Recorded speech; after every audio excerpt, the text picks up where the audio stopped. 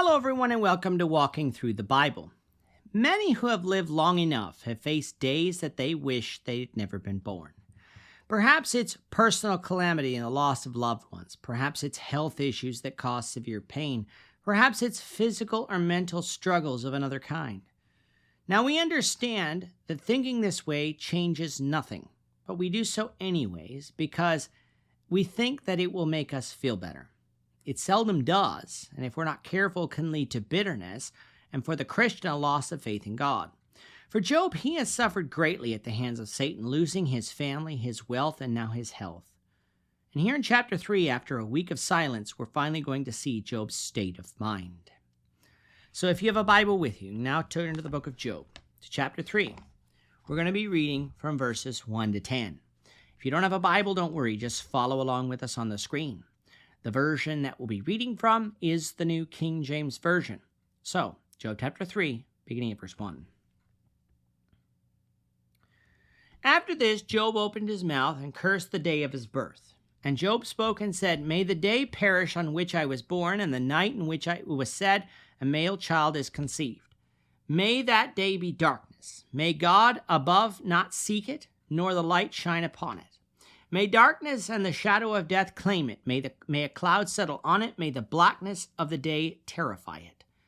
As for that night, may darkness seize it. May it not rejoice among the days of the year. May it not come into the number of the months.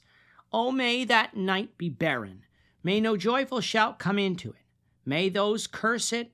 May those curse it who curse the day, those who are ready to arouse Leviathan. May the stars of its morning be dark. May it look for light but have none, and not see the dawning of the day, because it did not shut up the doors of my mother's womb, nor hide sorrow from my eyes. Job has been sitting around for a week, silent and in agony. When you sit around for that long, obviously your mind is still thinking, still stewing as it were, even though you're not expressing those thoughts.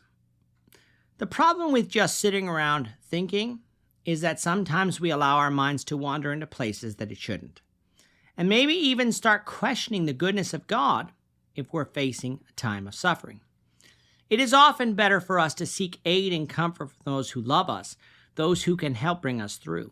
It is certainly better for us to spend time in prayer to God, not only to request that the suffering end, but to praise Him for His goodness and our faith that no matter what, that we are willing to let God's will, not ours, be done. Job had been sitting with his 3 friends for an entire week and had said nothing. Yet here in chapter 3, Job finally breaks the silence. And what does he do? He curses the day that he was born, meaning that he wishes that he was never born. Now, of course, given the extreme pain that he was in, it is understandable from a human perspective as to why he did this. But for a man who believed in God, this was a rather foolish statement, for you cannot be unborn. Back in chapter 2, Job told his wife, who told him to curse God and die, that if we were willing to accept good from God, we must also be willing to accept adversity. Now, it should be said that Job did not curse God for allowing him to be born, but he did wish that he were never born. So in essence, Job was walking close to the line without actually crossing the line. In wishing that he was never born, he does so in many different ways. He calls on the day that he was born to perish. He calls on the night that he was conceived to be darkness, in other words, completely black.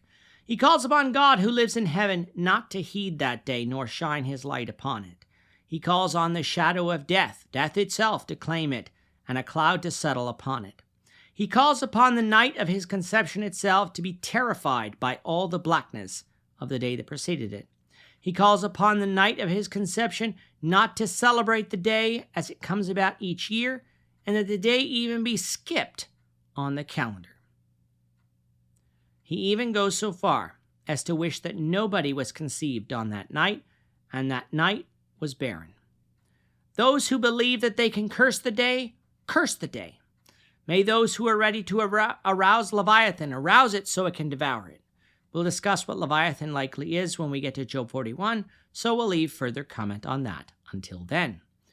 Job then calls on the stars of the morning to be dark as the night of his conception turns to day, and that night might look for light and find none. Why? because he did not shut up the doors of his mother's womb, nor hide sorrow from Job's eyes. This is clearly a man in deep sorrow. The words, of course, are symbolic of Job's desire to never have been conceived, for had that happened, he never would have been born. But they are a far cry from the man at the end of chapter 2 who said he was willing to accept adversity. Perhaps Job thought that the adversity would end quickly, but now that it hadn't, he has fallen into deep despair. Or perhaps he has allowed his mind to be tempted by Satan into thinking that it would have been better than if he wasn't born.